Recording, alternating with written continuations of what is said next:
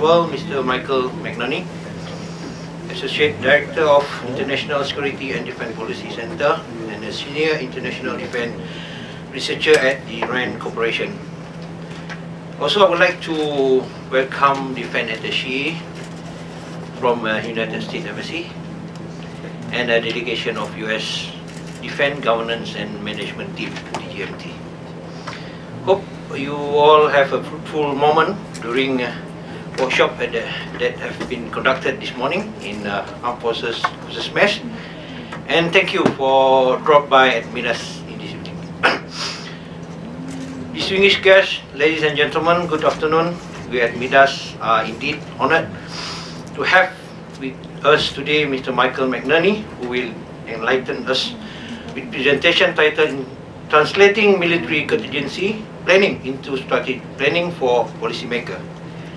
It's a bit about our speaker. Beside current employment, he is also an affiliate faculty member at the Hardy Rand Graduate School. Mr. Micheal Nerney was Principal Director in US Department of Defense and also served for 17 years in the Office of the Secretary of Defense and a member of Senior Executive Service. In conjunction with his visit to MiDAS, we are fortunate to be able to listen to his presentation this evening. Without further ado, may we invite Mr. Micheal Nerney to deliver his presentation, please.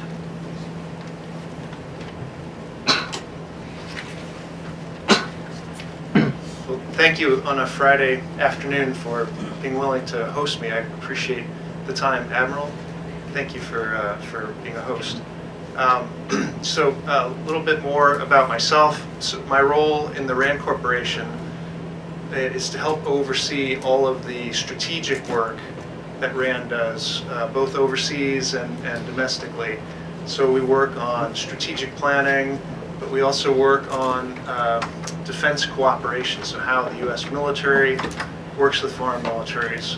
We also support the State Department, US Agency for International Development, and foreign governments. And so we do the sort of deeper level analysis that a traditional think tank will try to do.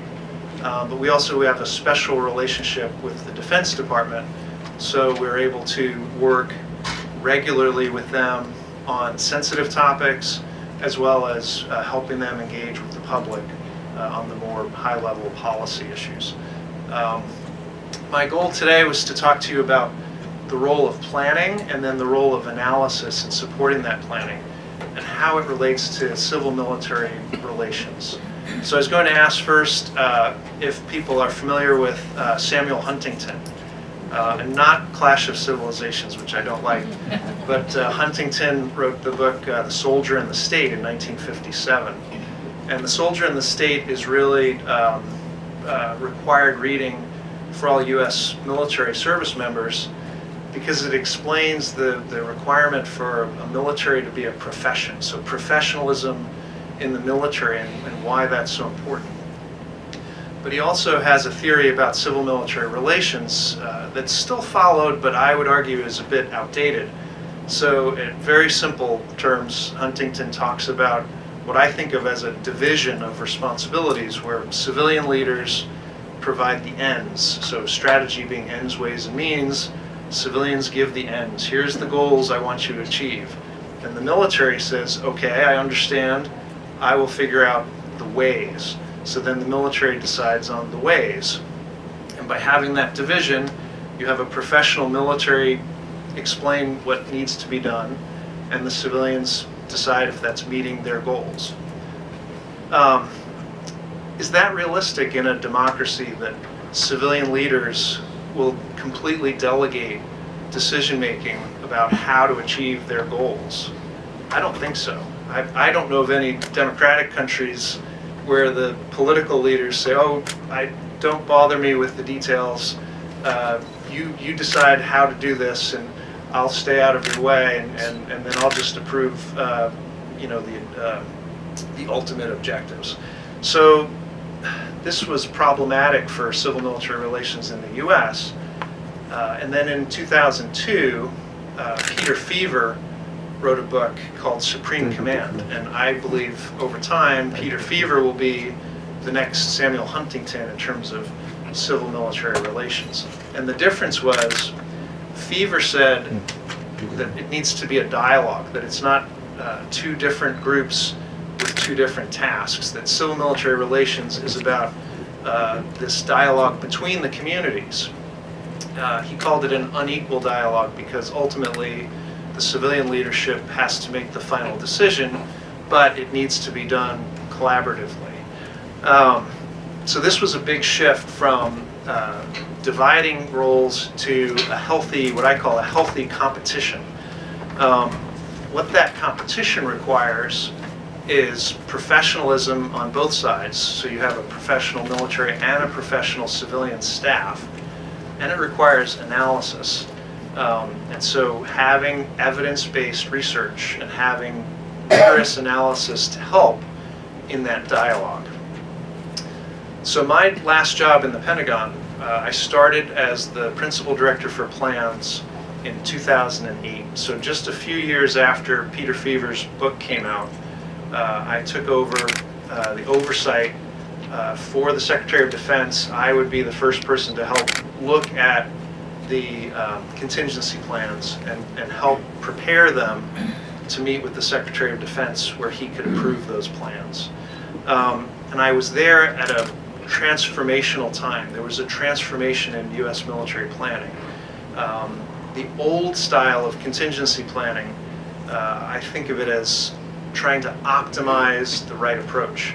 Very detailed plans, very complex, trying to come to a solution.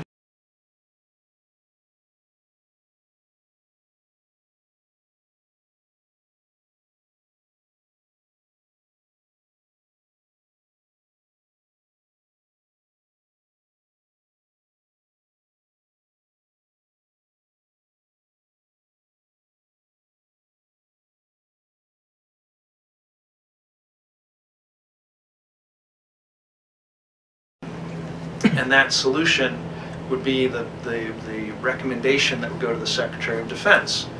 And the Secretary of Defense would get this very, very complicated plan that had taken months and sometimes years to finalize, and he would have to say yes or no. And of course, if he were to say no and question things, the whole effort would collapse. And so usually the Secretary would say, okay. And then the real debates would be over budget and how much money to get. But the strategic level, he would just say, I guess this is okay. So I walked into a shift that was called adaptive planning. And so adaptive planning was the effort to make those complicated contingency plans more understandable. And we called it strategic planning because it was written for policymakers so they could understand the basics of the planning. And make more educated decisions. Now this was a sensitive job because where we saw it as civilians evaluating the plans, some people in the military saw it as civilians interfering in military planning where they shouldn't be interfering. And so we had to be very cautious about criticism. And so if we saw problems, we had to make sure that our criticisms were based on real analysis. They were evidence-based criticisms. And so the real work took place before the meeting with the Secretary of Defense. We would do a preparatory meeting before the plan would go to the Secretary, and we would have the real debate about where the problems were. But we had to know our stuff. So we had to be very well educated on the plans ourselves, and for us to threaten that the Secretary would have a criticism, we did that very cautiously, because if we were wrong, then we would be held accountable. And so this created, again, a very healthy competition for us to know the details and to understand the implications of the plans. But then the military officers also had to get better at explaining what they were doing because they were finally being scrutinized in a more thorough way. And so I think we really found the value by having multiple discussions. Sometimes we would just focus on the assumptions. What are the assumptions in the plan? Are they the correct assumptions? Sometimes we would just look at the scenarios. What scenarios are you using to justify this plan? Sometimes we would look at the military objectives. We have strategic objectives at the civilian level. Do your military objectives match, or are they the correct military objectives to achieve those higher level civilian objectives or not? And so we would have these multiple dialogues, and each one had to be based on the research that we would do prior to the plan.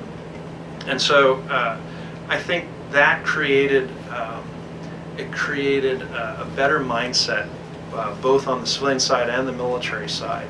And instead of having an optimized solution, we had multiple courses of action.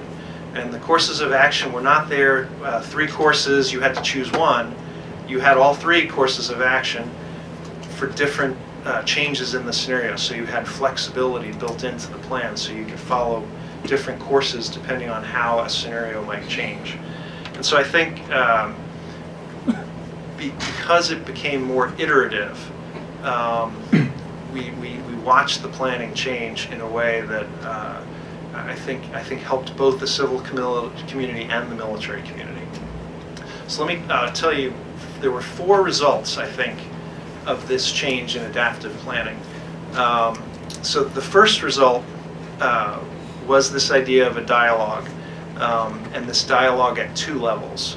And so when I would sit in with Secretary Gates to review those final plans, it usually went very smoothly, because it didn't go smoothly when we did our preparatory sessions.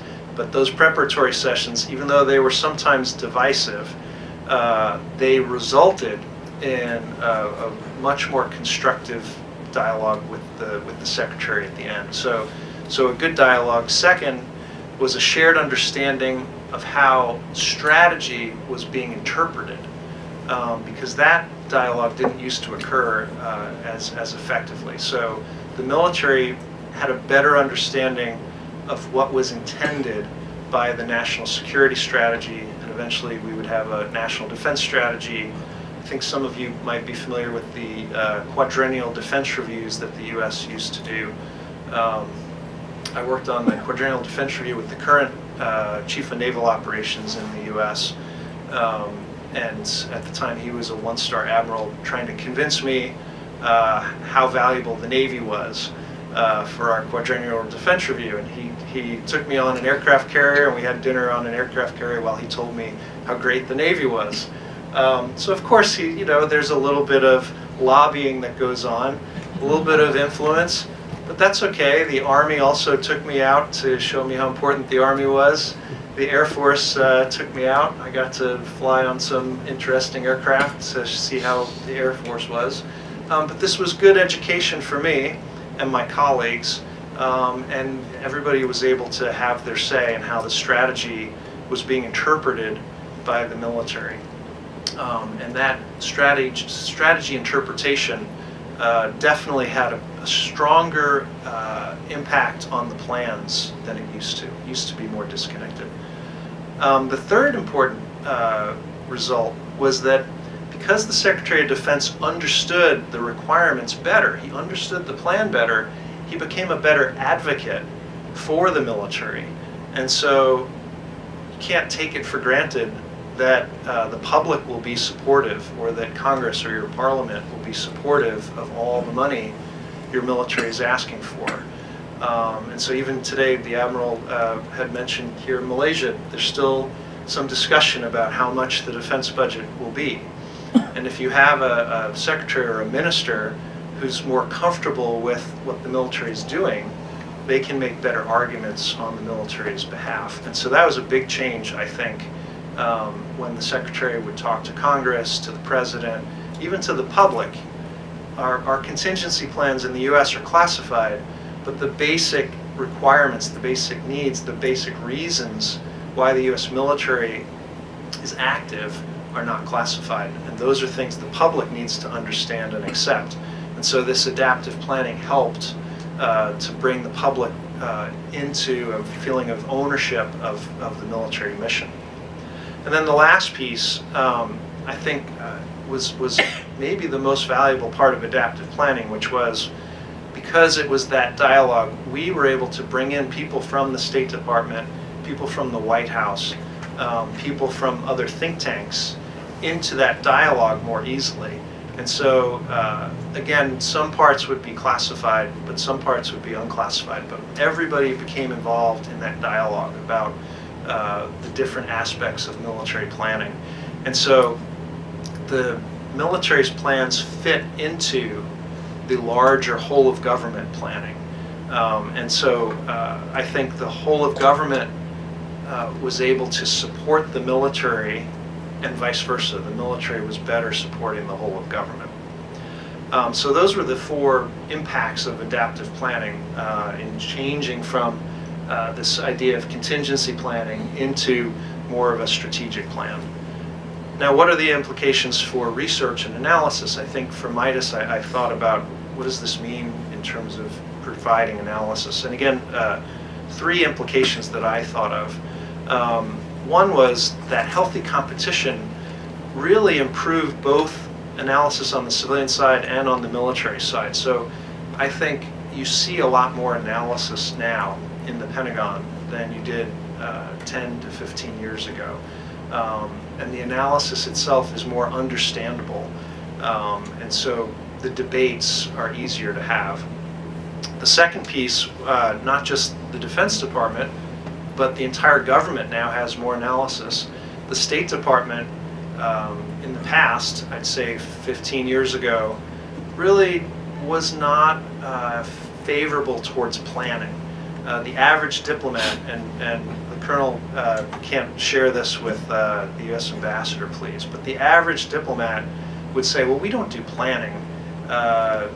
Diplomats have to they have to react quickly, they have to be agile.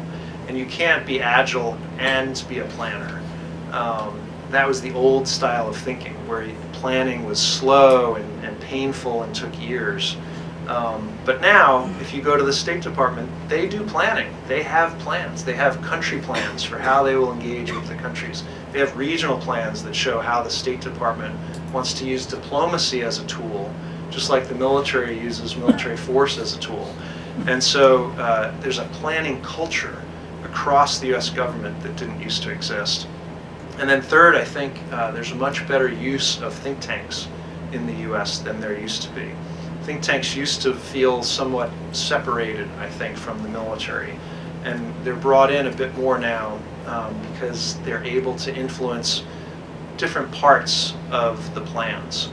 It may be that they're helping to understand the strategic environment. So a think tank may be able to explain why a threat from China may be different than it's perceived by the military. They might say, well, wait, you're not understanding the economic aspect. You're only looking at the military aspects. Let me explain, give you some context. Or they might help think about courses of action and the different options there may be that maybe a military group acting in isolation wouldn't think of. And so you have analysis at all these levels: defense, government, and then whole of society. And I think I was lucky to be the director of plans in the Office of the Secretary of Defense, which really was I would say it was the heart of civil-military relations in the U.S. And so I was able to be that director of plans at a time that illustrated that shift from, I would say, a Huntington-style division of labor to that Peter Fever style of healthy competition. I think we've maintained the rigor, so the rigor is still there. Contingency plans still exist, but as they're translated into these strategic plans, they can allow the policymakers to really understand what they're approving when they approve those things. And then when I finished that job in 2011, I decided to go to RAND because RAND had been one of the places that helped us with our planning. And so now I get to think big thoughts, and I get to actually do some writing and go in depth in a way that you can't do. And you know, go nature of headquarters, you don't have time to stop and think. And maybe best of all, I get to come to places like Malaysia, and I work with foreign partners of the US to also talk about strategy and planning and how to improve the institutions, how to improve the sort of ability of analysts to support their governments. And so I wanted to thank you again, the best and brightest of Malaysia's defense planning and defense strategy community. It's an honor for me to talk to you because I see the similarities in the work that you do here with the work that I did at the Pentagon and that I now do at RAND. So I would be very happy to have questions and we could have a question and answer session. But again, thank you for having me here. Anyone? Any questions? I mean, how did you start with this translating military contingency planning? When did it actually start? So it was a very gradual change in the early 2000s where this idea of, and frankly it started because some of the military plans would sit on a shelf for years because they were so complicated. People didn't want to have to start over again and make changes to the plans, and so people started to realize that's not good to have a plan sit for more than about 2 years. And so they started to want to make those changes in the early 2000s.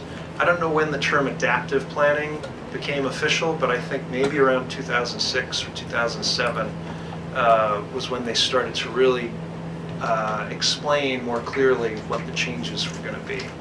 Was this initiated by the military or was it initiated by the Secretary himself? It was mostly by the military. There were my predecessor had a big role to play in that, but he was a former military planner, and when he became a civilian, he knew what the problems were, and so it was mostly driven by the military, but they had a receptive audience on the civilian side. Quite interesting the way you're saying it. It seems like you're a third party coming in and looking at the contingency plan. As you said, we do contingency plan according to, I mean, most militaries use the same model, the linear model, and it's sometimes we don't actually get someone to look at it, whether our assumptions are correct, whether your objectives are correct, and your stated tasks and implied tasks. Are you going to that? Are you going to do each step of this military planning, or how do you go through that? Yeah, so we would have 4 in progress reviews, and they would each deal with 1 or 2 steps of that planning process. So we would break it down into those pieces, and every 2 years you had to bring in. Every plan was supposed to come in every 2 years, and it would take about 6 months to have those steps debated and discussed as you got to the final plan. So you're looking at the plans that are already in existence, or are you looking at plans that are being discussed and being developed for the future? These were mostly plans that already existed, and then they had to change them. They had to update them. Although it's a good point, the military also started creating what we called theater campaign plans, which were brand new, had never been done before. Most contingency plans, we called them war plans because they were based on a response to aggression by another country. But then somebody had the very smart idea of, well, what about peacetime? Shouldn't we have plans for peacetime? Because the military does a lot that's not war, and there's no overall plan for each region that deals with that. So now Indo-Pacific Command, for example, has a theater campaign plan where the commander has to explain to the Secretary of Defense, over the next 2 years or 3 years, here's my plan. It's not just a strategy, which is also important, but in real detail, here's my plan to engage peacefully with our partners in the region and what requirements that drives. It covers internal operations too. And you were saying it covers regions. What about internally?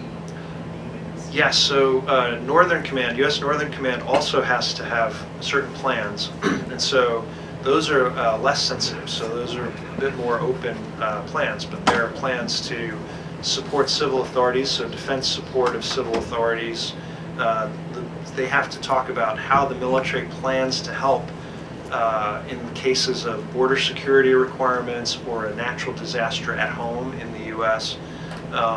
Or chemical biological attacks. How would you respond to those where the military is not in the lead, but they're helping, whether it's the FBI or police forces or other agencies. Who's got access to these other agencies besides the military? So for the domestic plans, those are very widely shared, and there's a strong collaboration. In fact, for disaster planning, you know, the U.S. has the Federal Emergency Management Agency. They work with the U.S. military because they have their own plans now, which is new. So the U.S. is divided into 9 regions, and there's a requirement now that every region of the U.S. have a disaster response plan at the federal level. It used to just be individual states. Now the federal government has plans, and the military has a role to support those federal plans with how it fits in. So are they based on force in being, or do you plan for what the forces is supposed to? So they're supposed to be forward-looking, and so if the U.S. says, you know, we don't have enough of a certain capability to help with a domestic response, then they're supposed to put that in the plan to show what the requirements are. And sometimes we find that the military has too much capability, and the Federal Emergency Management Agency will say, hey, we've got this. You don't need to give us more water purification units, or we don't need you to give us more shelters. We have plenty of that.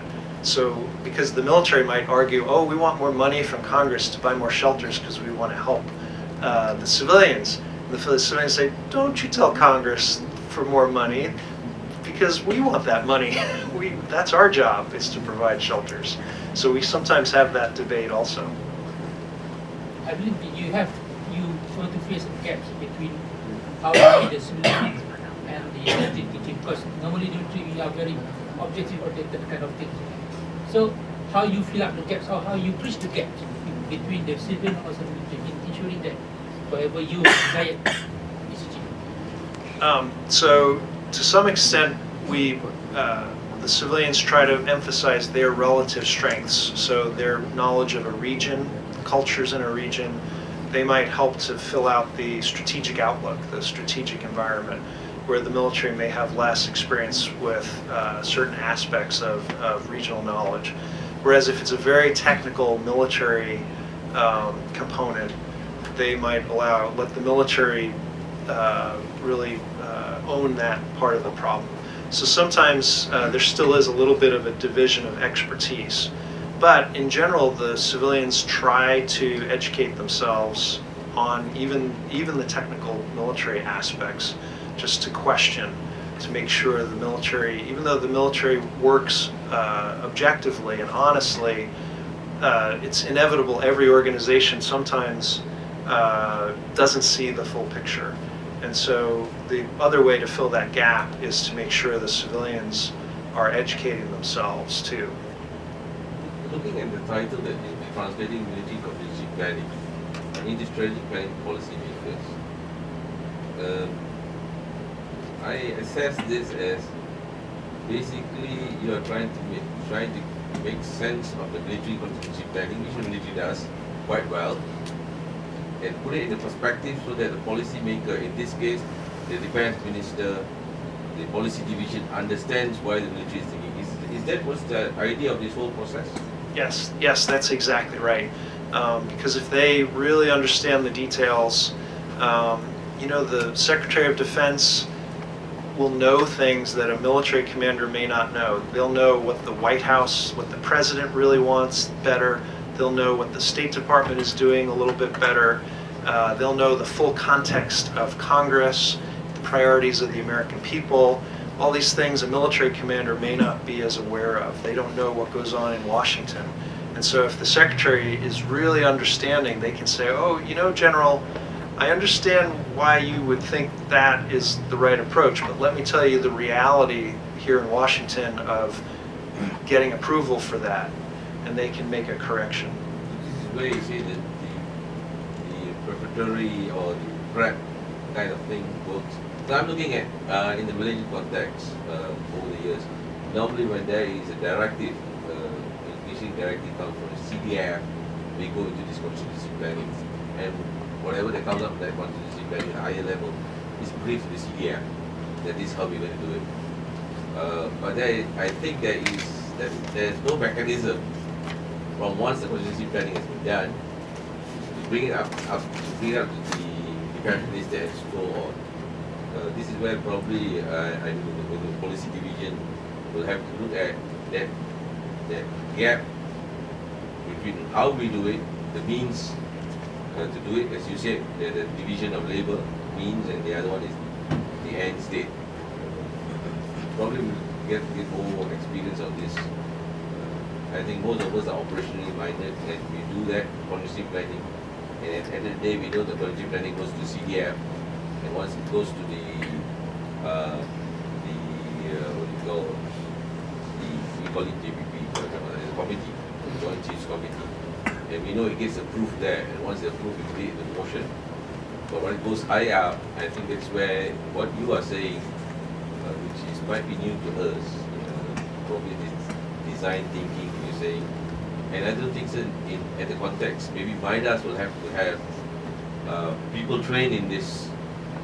I think it's a good opportunity for me to identify some of my civilian staff who can go into this. And I think it's easier for the civilian staff to say things very critically and not one in the uniform. Because you might not want to incur the displeasure of a general by saying, I think you need to review your objectives and all that. Yes, we had one Navy captain who talked about the U.S. Navy should have fewer aircraft carriers, and he was not promoted to admiral. But he had very good things to say. He was a very smart guy, and whether you agreed with him or not, he wrote articles in public making the case for why that money would be better spent on other capabilities for the Navy. And I thought he was right. But it didn't matter whether he was right or wrong. The main thing was he was generating a debate. He was creating a debate that the Navy refused to have. I still remember when I worked on Quadrennial Defense Review, how many submarines does the Navy need? How many aircraft carriers does the Navy need? The Navy would always say, well, we have 12, we need 12. Well, but what if this changed? 12. But what if this were to happen? 12. And so you don't want to be that Navy guy who doesn't get promoted. And the same thing if you criticize the Army and you say, well, speaking from my experience as a Navy admiral, I can definitely say the Army does not need to have this many battalions.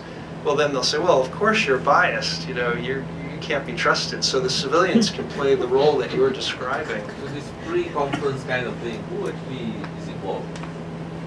Which parties are involved? So when we would have these reviews, it was the Office of the Secretary of Defense for Policy Division. So I don't know if you know Randy Shriver, who's the Assistant Secretary of Defense now.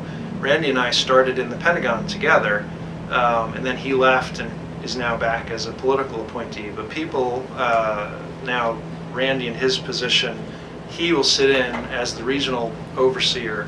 Then we would have the functional experts. So Randy doesn't know the military planning, but he knows the region. And then somebody like me who had learned military planning would also be there. So you'd have a regional, a planner. If it involved, say, a technical issue, like weapons of mass destruction, you would have an expert in nuclear issues. So you'd have experts from different parts of DoD. And then later in the process, you would bring in the State Department experts to give their opinions as well. You say it's the whole of government approach. So you have many sessions like this, or just one session and then later you have many sessions, or at certain levels that you will include Ministry of Finance, like this case I'm looking at religious context. Yes, so if we would do 4 of these reviews, the first 3 might just be DoD. But Mr. Matt was involved in what we called promote cooperation events, which would come around the time of the 4th review, where we would bring in Treasury, State Department, any agency, even agriculture or energy, if it involved some of their equities, they might come in for a particular plan. And it would be described sometimes in an unclassified way. If you had people without clearances, you could talk about unclassified aspects with them, usually a little further along though, because the Pentagon doesn't like to show its dirty laundry too early. So they get it in pretty good shape first. Did we say every contingency plan now goes through this process? In theory, yes. So it's sometimes I'm giving you the ideal. Sometimes there are problems or delays, but for the most part, yes, every plan has to go through this dialogue. For your deployment all over the world, I cannot imagine how many contingency plans you have. But are these contingency plans back in the system where you can just draw them out or put them into exercise? Is there a system doing it? Yes, yes. So there's a very complicated data management system that allows you to pull up parts of a plan for an exercise or just to know what's going on. You made a point. It reminded me of something. With how to draw information from the plans, because the plans can have the main plan and then an appendix and an appendix and an appendix. And so you have to be able to just pull certain parts of that plan, and not everybody has the clearance to see all the different parts. So it's a complicated system where you pull a piece out on a need-to-know basis, and then people would work off that piece of the plan. What level have got access to that? Is it area commander or? So it's run out of the combatant command. So Indo-PACOM, for example, would own their plans for their region, and they would figure out how to share the different parts of the plans as needed. I'm looking at it's like a decision support or a problem solving application, or so to decision support or problem solving application. You can either give an answer to the 5W and 1H for a simple bit, or a complex operation, like giving options to one course of action that can take an action. Yes. Is that available? Yes, so our motto was options for the president. We would always say our job is to give the president options. And so we wanted the plans to be complex, but understandable. Because if the president, if something were to happen, and you would tell the president, well, this is your only option, you're going to get sacked. And so yes, so we would always have multiple alternatives for the president to think about for the highest level crises. But then even the lower level issues. So the other plans, also we would talk to the State Department, so an ambassador would know what was to be expected if something were to happen, what would be asked of them. So in a war with a certain country, maybe there's a neighboring ally of the United States. The ambassador to that ally needs to know what will they need to ask that country for to help with. And so we would work with that through, we would do seminars, tabletop exercises. We would sit down with an embassy staff and create the scenario and have pretend that the crisis was underway and what they should expect. I would add, I remember at least when I was there, every other Wednesday, the Secretary of Defense had 2 hours blocked to go through planning issues. So it was so important that the Secretary blocked time in his calendar every other week just to talk about plans. Now sometimes he would cancel on us, but mostly he blocked that time. sectors. The president is the civilian, but he's the commander-in-chief of the US military. So what is his specific roles and involvement or function or both? Because he's in both sides, he sits in both sides. There is specific roles of involvement other than making the decision as you said earlier. So at least when I was there, it was rare for the president to have a lot of interaction on the war plans or the contingency plans. Usually his staff, so the National Security Council staff, the director for whatever region or whatever function would get that briefing and they would understand the plan. And then if the president were to ask, they would answer those questions. Usually, I think on a rare occasion, maybe if the president had a particular interest, but the plans do get kind of boring. So, you know, some presidents, you know, they're busy people. What is the lead time between when an incident happens and to the stage where you can provide options to the president? So it's a very good question. If you have a standing plan, so we would have these plans that are always available, we would shift from what we called contingency planning to crisis action planning. And so the staff would shift their approach and update the plan and make it more tailored for the reality, because the reality is always going to be a little different than your scenarios and your assumptions. So that shift to crisis action planning would be when that staff would update the plan.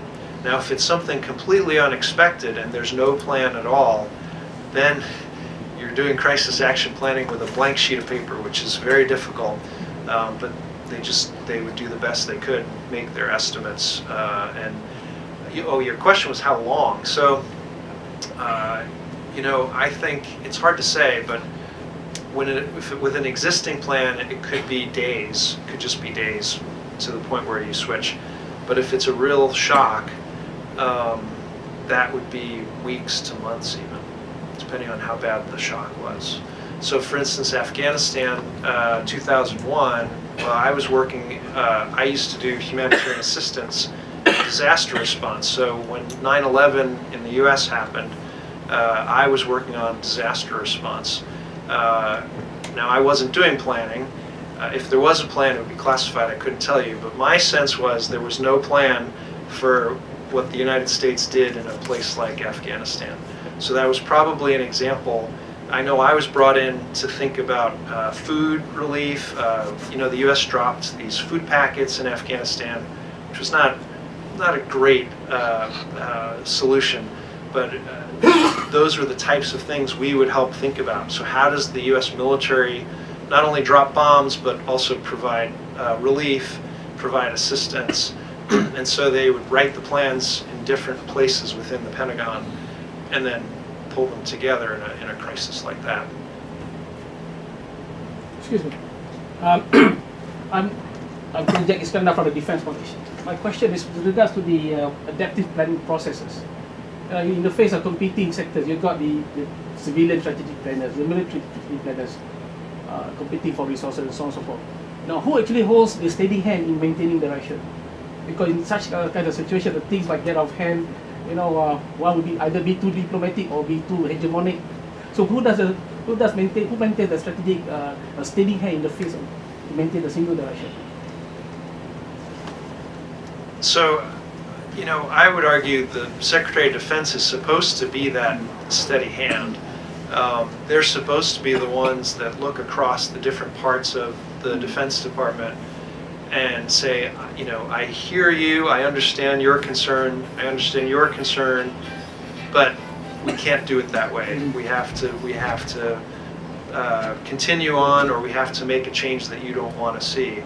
And under the Secretary of Defense, I would say maybe the two people that are very important, let's say three people, the Undersecretary for Policy, who really understands the international implications, the Undersecretary for the Comptroller, so the budget person who knows the reality of money, and then the Chairman of the Joint Chiefs of Staff, who's also, I think, a very steadying influence. Once they become the chairman, They go above individual service roles, and they know they're not going to ever get promoted again, so they can truly be objective, hopefully. And they should be the steady hand too that says, Army, no, Yeah. Navy, you need to do X. Okay, thanks. So, from the, in reference to the adaptive planning that you are proposing here, which are much more inclusive and collaborative in nature, how does military power interacts with other elements of national power within the context of the United States? So I think military power continues to be have a strong role in U.S. policy decisions. Partly the U.S. culture, the U.S. Congress is always favorably inclined to support the military. So there's a sense that the military represents U.S. values and is part of patriotism is to support your military, which I would argue is not the case in some parts, say in Europe, where it's, the military and patriotism are not seen as closely together as it is in the United States. So military power does play a very strong role, and I would argue sometimes too strong of a role. When you think about diplomacy, development, we talk about 3 Ds, diplomacy, development, and defense. And in Congress, diplomacy and development have a harder time to get funding compared to defense. And so military power rightly plays a strong role, but sometimes needs to be more balanced with the other 2 parts of national power overseas.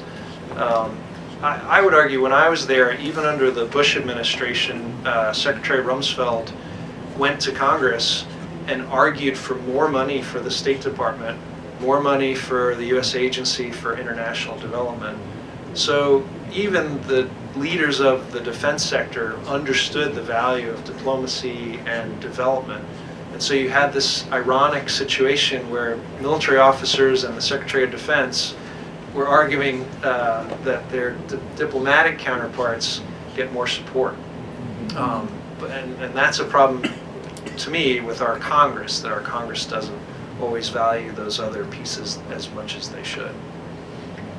How often are these plans reviewed or tested? And are they being tested in colleges, like the staff or colleges? So they're supposed to be reviewed every 2 years. It didn't always happen, but that was the theory. And sometimes, if it was a high priority plan, it would get reviewed every 2 years. And I would say places like the war colleges, they might investigate a part of a plan to study it. They might even provide some assistance in terms of thinking if they had some expertise to give advice. At RAND, we often play a role in helping with very particular parts of a plan. So RAND might look at how many aircraft it takes, how many flights it might take to move a certain amount of equipment to a certain place. Or RAND did a study on the vulnerability of air bases in the Asia-Pacific region and showed that the way the U.S. military had its air bases made it vulnerable as China, for example, started to get more capability to send ballistic missiles, to attack those bases. Having lots of aircraft in one place was becoming a problem. And so RAND came up with an analysis to show how to disperse aircraft into smaller, not fully formed bases, but smaller sites, so that you couldn't hit all the sites at once. So that's just one example, but that's the type of analysis to help people realize, oh, we have a vulnerability here that we didn't have 5 years ago. It wasn't a problem, but now it is. What should we do? I see a benefit. The more I look at the title, I see it's a benefit for the military to get buy-in from policymakers who hear is Ministry of Defense and Division, to actually get more funds for that contingency planning or for that capability development in the future. I see from that point, when you say translating military contingency planning to strategic planning for policymakers, we will we're just discussing. I think that is where probably we can enhance our because we have done military contingency planning, we have some contingency plans, but when you peg it against the funds that are required, that is a problem because we don't translate it well. And I think what you are saying, if there is this organization within Malaysia who is able to bring the military policy division together, and then they can debate about it and get the right narratives out there, and they can go to Parliament and ask for the funds required to build those capabilities. I think the defense white paper is one of those. My worry is people might say military contingency planning is just contingency planning for the operations. But I think military contingency planning here is very general. Defense white paper can be a contingency plan. So, I take it in that manner. So probably this is where we are doing it now, discussing about it, seeing whether it actually meets the Prime Minister's stand of capability to develop areas. So it's quite interesting to know that there is this process. But is there a model as such that can be referred to? Is there any documented models? I'm looking at Matt to try to think about whether we've seen anything that's a public description of planning. I can't think of any. There's general laydowns of what would be in a normal plan. For example, when Mike talks about the interagency relationship, most plans have that as Annex Victor. It's a very common way. So there's schools that military go to learn how to do this type of planning. They learn this is the main part. Here's what each of these annexes are. No, I understand about that. The planning processes, yes, we have those plans. What I'm saying is, translating military contingency planning, strategic planning to policymakers. Is there a model? That bridge. Yeah, that you should do first this, you should do this second, you should do this, that. About contingency planning, crisis planning, we have models. Yeah. We have seen we have our own model. The hard part is to make it useful for the policy. bridging between this, bringing the civilians and the military for the discussion of converting a contingency plan into a strategic plan so that it can be brought up to a higher level. I think that's a great idea for a study. I don't think it exists. I think it's a great point because the Defense Department just does it. But I don't recall seeing, and there are public, as Matt says, there are publicly available doctrine that tells you how to do a military plan, but not this more, we would call this more art than science, you know, and I haven't seen anything written on it. It's interesting because if we want to benchmark on this approach, then we'd like to get a few champions within district defense to be actually the facilitators in the future to discuss about this and see whether that option is available, and probably MiDAS can look at being the group who are experts in this, who can bring people together. Either it can be MiDAS, ISIS, people are working together and becoming like what you're doing now. Third party who brings both together and try to jive this policymakers. I think there's a disconnect. This is where I think the disconnect is in the Ministry of Defense. The contingency planning is done very well, and it only goes to the military level. How we bridge it into the policy division and the defense minister and so on. The first attempt is this defense white paper. Yes. That's why we're coming together. But then what? So I'll give you one example I thought of. So the Quadrennial Defense Review, which is more of a strategy than a plan, we had a similar problem where we said, okay, we have this strategy, how do we implement it? And so we created roadmaps. And so this idea of roadmaps that went beyond the strategy and said, for this part of the strategy, here are the next steps. For this part of the strategy, here are the next steps. Maybe something similar to that would be that bridge. The roadmaps could connect the defense white paper to the contingency plans, map them together. Currently now what we have is each of the services have their own force development plan. 55 is the Navy, Cap 55 is the Air Force, and the Army has Army for the So now what we're trying to do is, the defense white paper is coming out with its strategic outlook, capabilities required, risk, and all those stuff. Now they're trying to dovetail this into this, and probably looking at the way it's going, where this will have a problem. Some of it won't dovetail, but they've done it on their own. So probably the capabilities here, if I say, as you said, you don't have to have 6 submarines, you only need 3 submarines. That's going to be a problem. Maybe the army will say, you don't have a 5th division, you just have to have 3 divisions and reduce your people. Right. This is the implementation phase that we are going to be faced with. I think this is where the military, as you said, I mean, doing the convincing part, engaging yourself, and the Navy and doing the army. So I think this is where also I think the military side needs to convince the civilians that we could become your advocate. So we can be your champion when we are facing the, for example, at the economic planning level, at the cabinet level, and also even at the parliament level. I think that's where the defense of people basically is the initiator for us to get this engagement, to get the debate started. We are doing it now, experiential learning. That's why I asked you about the question about is there a model available so that you have already learned the lesson, and we would like to use those lessons learned and not trying to do something which already fruitless because time is not on our side. So if the model is available, lessons learned, do's and don'ts, those kind of things. So we can fast track this whole process that we do.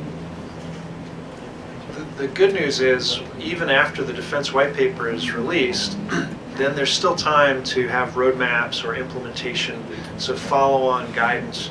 And I really, when you reminded me, Admiral, really there's 2 types of planning. You could almost think of it as a triangle.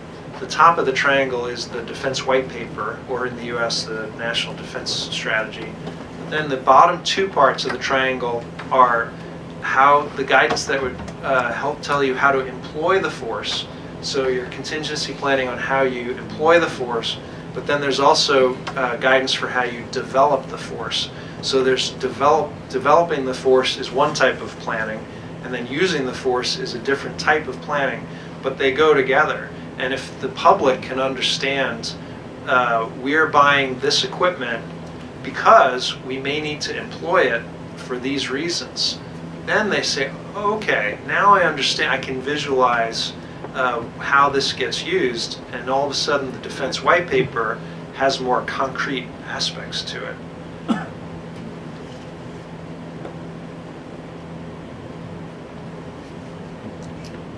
Do you run programs to develop the specialty? So the work that Mr. Matt and I do with the Institute for Security Governance, there's some connections to capabilities-based planning, strategic planning. We've been doing it at a very high level this week, but I think we have some specialization where we can do more rigorous planning like you're describing. Just for your information, come September this year, we're going to have what we call a Center for Military Studies, which will have actually the Defense College, the Staff College, and a newly created National Defense College, NDC. So NDC, its purpose is to develop colonels, equivalent, and brigadiers to be strategic thinkers. So I'm looking at this, probably this could be one of those. We could invite you to talk to them and have a session with them, because that will move towards strategic thinking. And this could be one of those modules. You will have about 20 students or course participants. And in future, what you're going to do is that course participants will be increased to 30, and it will include 1/3 of it with military students, course participants. 1/3 will be corporate sector, private sector, defense industries, and all this stuff. And 1/3 will be ministries and government sector. So we are creating first of its kind the National Defense College. And the graduates then go on to very influential positions. Yes, that is the thing. They will go into where they make strategic decisions in ministries, in the corporate world, as well as in the military. Very interesting. We in the U.S., I know we have civilians and military, but I don't think from the defense sector, I don't know if even the U.S., I don't know if they do that. You have a program called a capstone, but it's very military. Yes. Yeah, I was in Capstone. So Very military. is this the concept here like RCDS in UK? Oh, yeah, yeah, yeah. Similar concept. That's interesting, yeah. So we're trying to build strategic thinkers who will become future. And also they include, there'll be some politicians in that program in the future. Oh, parliaments too.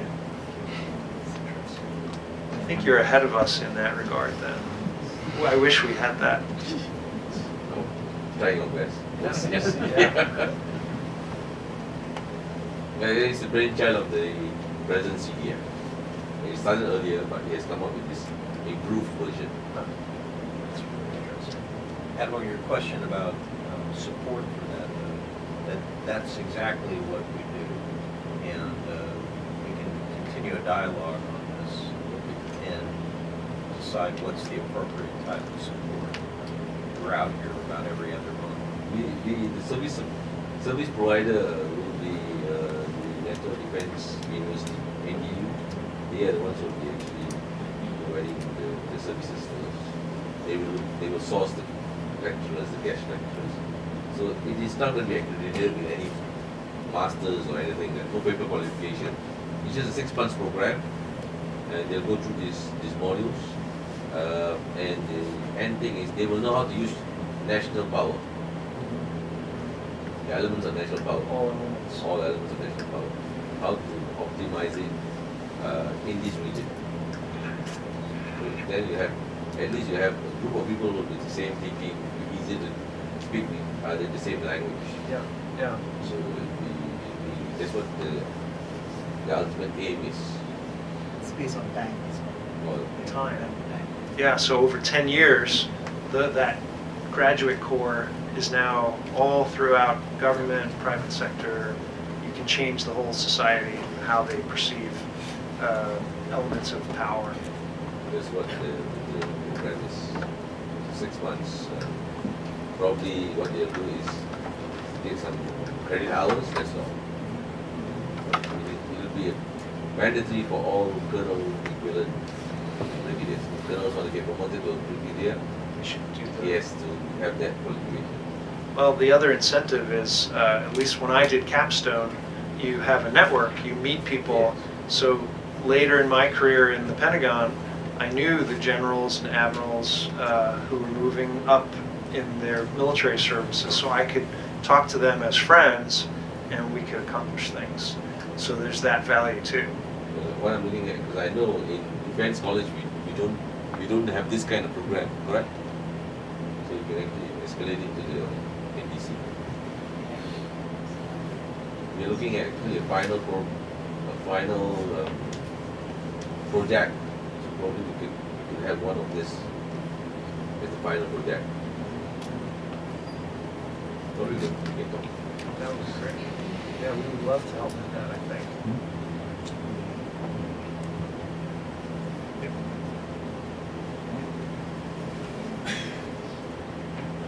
Anyone else have anything? Just a quick one, Mike. You were saying about the dental plan to help the defense secretary understanding things, simplify it. Can you share with us what if the defense secretary, I would love to see it. How would you respond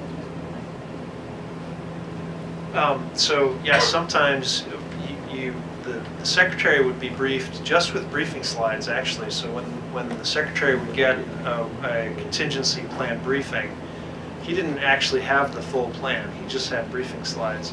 So sometimes he would ask a question about, well, what about this? Tell me more about this. And then the commander, the general or admiral, would have to say, okay, let me explain. And sometimes they would have to provide those pages from the plan for the secretary to read. That was rare, but they were always prepared. They were always ready to give more information. So we do get things sometimes, the minister does have his own piece of money, and that will upset a lot of people. You've gone through a rigorous process, which they were not involved earlier. Yes. How do we, how much we can either accommodate his concern or But does he have the authority in calling the shot that you have to change the plan the way he likes it?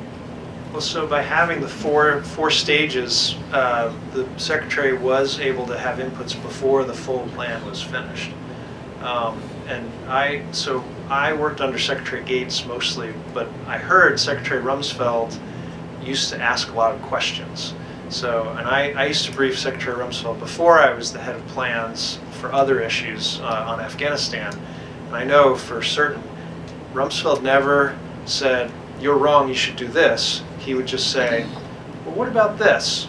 And then you would answer that question. He'd say, "Well, what about this?" Or "Why isn't it this?" Always a question, never a statement. But he would ask the questions over and over again, and you would start to realize, he doesn't agree with me. He doesn't like what we're doing. He's not saying that, but his questions, the fact he keeps asking them, tells me I have a problem.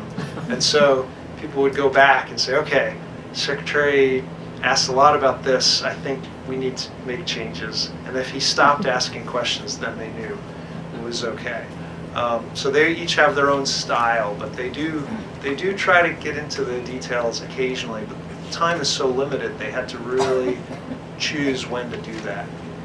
Can't do it all the time.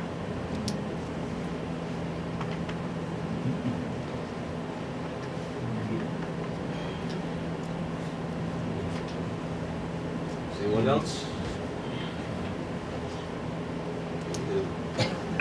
All right, thank you again for having me, especially on a Friday.